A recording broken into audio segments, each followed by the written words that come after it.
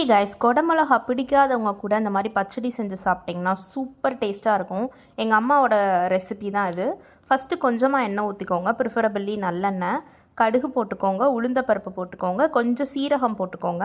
அது நல்லா வறுபட்டதும் ஒரு பெரிய வெங்காயம் போட்டு நல்லா வதக்கிக்கோங்க, உப்பு போட்டு வதக்கிக்கோங்க.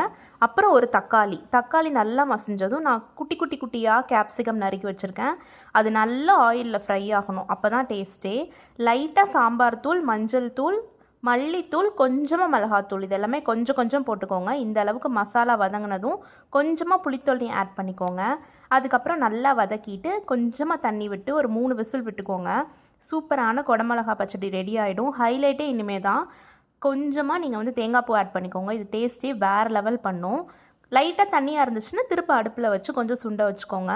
இது சாம்பார் சாதம், தயிர் சாதம், லெமன் சாதம், தேங்காய் சாதம், சப்பாத்தி, தோசைக்கு கூட சூப்பராக இருக்கும்.